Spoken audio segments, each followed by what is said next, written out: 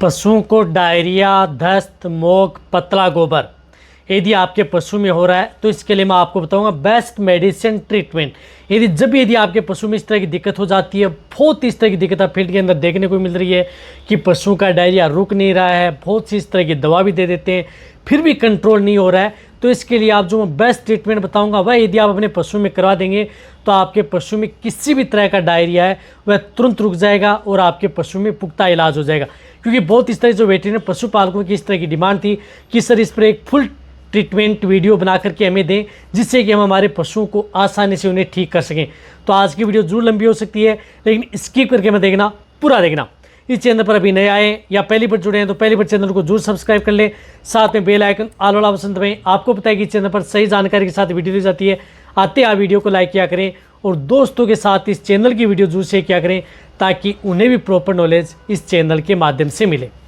देखो, पशु में डायरिया, दस्त किसी भी कारणवश हो सकता है, बैक्टीरियल इन्फेक्शन भी हो सकता है, वायरल इन्फेक्शन से भी डायरिया हो सकता है, फंगल से भी आपके पशु में हो सकता है, या किसी तरह की यदि कुछ इस तरह का आहार दाना मिश्रण यदि आपका पशु खा लेता है उसकी वजह से इंडाइजेशन या अदर कोई दिक्कत हो जाती है तो पेट से संबंधित है, एसिड की वजह से है, पशु की रुमन की पीएच कम अप डाउन होना की वजह से भी आपके पशु में डायरिया हो सकता है। डायरिया होने के बहुत कारण है, लेकिन यदि आप अपने पशु के डायरिया होने के बहुत कारण है तो क्या है कि कई बार यदि आप अपने पशु को हर तरह की यदि आप दवा भी दे लेते हैं, पाउडर भी दे लेते हैं, ट्रीटमेंट भी करवा लेते हैं, फिर भी पशु का डायरिया रुक नहीं पाता है, वह पशु का होता रहता है। और डायरिया क्या है कि यदि आपके पशु जैसे प्रेग्नेंट पशु है, दूध देने वाला पशु है, यदि आपका पशु पतला गोबर कर रहा है तो धीरे धीरे दूध देने वाले पशु में दूध की मात्रा डाउन हो जाती है, पशु कमज़ोर हो जाता है, शरीर में पानी की कमी आ जाती है।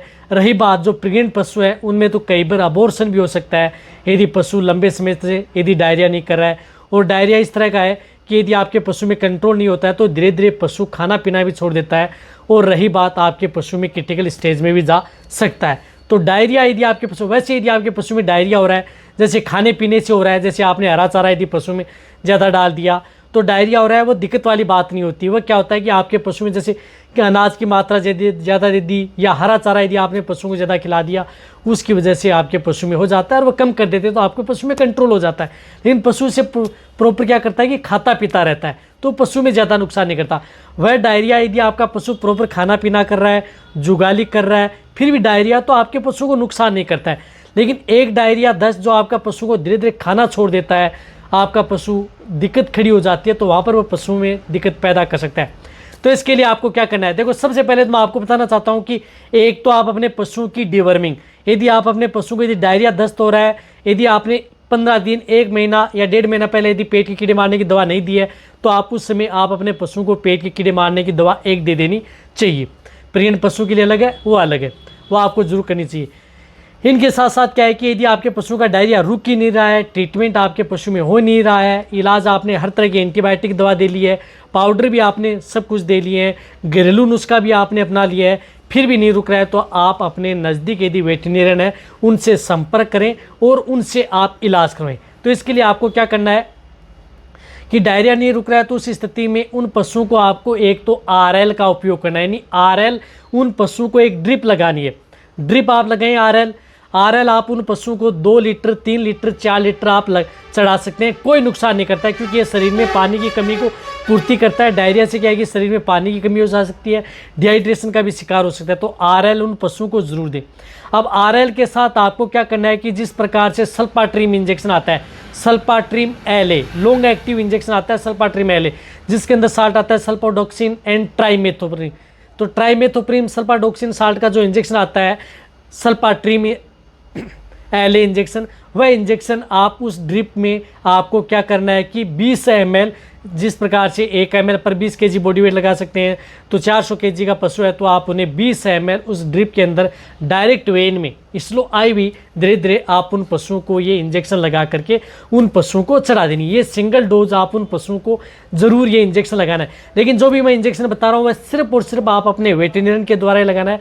ये वीडियो आपकी नॉलेज के लिए बनाया गया है ताकि आप प्रॉपर पता चले कि किस तरह की बीमारी में किस तरह का इलाज किया जाता है, ट्रीटमेंट आप अपने वेटरनरियन से करवा लें। तो ये इंजेक्शन आप साथ में लगा लें। एक RL आपने चढ़ा दी, दूसरी RL आप जब यदि पशु को चढ़ा रहे हैं तो उस स्थिति में एक एट्रोपिन सल्फेट इंजेक्शन भी आप जरूर लगवाएं। कई बार क्या होता है कि एट्रोपिन सल्फेट आपके पशु में किसी भी तरह की डायरिया है या दिक्कत यदि आपके पशु में हो जाती है, फूड पॉइजनिंग की वजह से है या अदर कोई दिक्कत यदि आपके पशु में है, कोई विषैला पदार्थ है या अदर कोई चीज़ें इसकी वजह से पशु में डायरिया नहीं रुक रहा है, तो आप एट्रोपिन सल्फेट भी आपको IV पशु में लगाना है। 20 से 25 ml आपको IV, आपको डायरेक्ट इंजेक्शन वह भी आपको IV देना है। तो ये 2 इंजेक्शन आप उन पशुओं को IV ज़रूर लगाने हैं यदि आप अपने पशु में बहुत अच्छा और बेस्ट रिजल्ट पशु में लेना है। तो इनके साथ यदि आपका पशु में जिस प्रकार से पेट दर्द की शिकायत है, डायरिया दस्त कर रहा है, तो कोई एनाल्जेसिक इंजेक्शन भी पशु में साथ में उपयोग कर सकते हैं। तो ये इंजेक्शन पशु में लगा दिए, इससे क्या होता है कि आपका पशु है डायरिया कंट्रोल हो जाता है। लेकिन अब इनके साथ ये इंजेक्शन तो आप लगा रहे हैं, आपको बहुत ज़्यादा इंजेक्शन इसमें लगाने की ज़रूरत नहीं है। आपने एक एंटीबायोटिक दे दिया, एक मैंने बताया कि एट्रोपिन दे दिया, बहुत ज़्यादा दिक्कत है, ऐंठन कर रहा है, उठ बैठक कर रहा है, तो उस स्थिति में कोई एनाल्जेसिक इंजेक्शन लगा दिया। जिस प्रकार से वेटाल्जिन बहुत अच्छा रिजल्ट देता है पशुओं की डायरिया दस्त हो जाए यदि पशु में वेटाल्जिन इंजेक्शन, साथ साथ में यदि जिस प्रकार से पशु में अदर के लू की चपेट में आ गया, पेट दर्द की शिकायत, सभी में वेटाल्जिन बहुत अच्छा है, सेफ भी रहता है, तो उसका उपयोग कर सकते हैं। इनके साथ साथ आप अपने पशु को क्या करना है कि सपोर्ट थेरेपी के तौर पर एक आपको इस तरह का एक पाउडर पशु को देना है जो कि किसी भी तरह की डायरिया को कंट्रोल कर सके।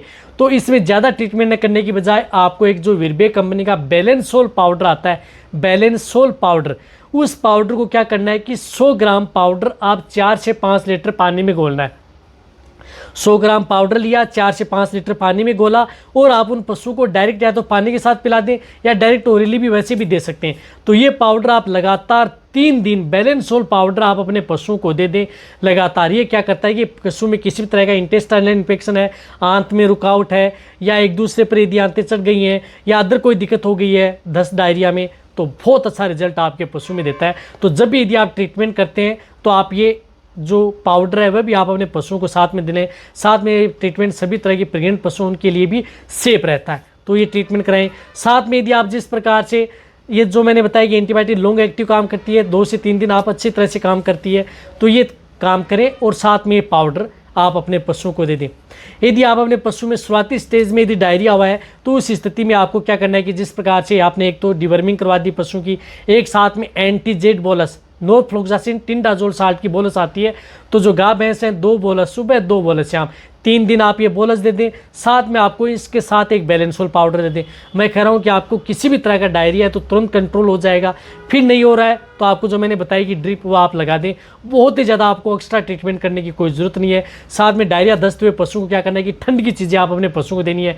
छाछ हुई घर में या चा बनी हुई चाय की पत्ती हुई या आपको जिस प्रकार से जो और भी अदर जो ठंडी चीज़ें, गोंद का तीरा हुआ, इस तरह की चीज़ें क्या है कि आप अपने पशुओं को भी दे सकते हैं डायरिया हुए पशुओं को, जिससे कि आपके पशु के शरीर में ठंड हो और आपका पशु जल्दी रिकवरी ले। तो इस तरह से किसी भी तरह की डायरिया को आप रोक सकते हैं। जो ये ट्रीटमेंट होता है बेस्ट ट्रीटमेंट है, ज़्यादा मेडिसिन नहीं है, परफेक्ट ट्रीटमेंट है। करेंगे बेटर रिजल्ट आपके पशु में देखने को मिलेगा। तो वीडियो जितना हो सकता है शेयर करें, इसी तरह से वीडियो देखते रहें। थैंक्स।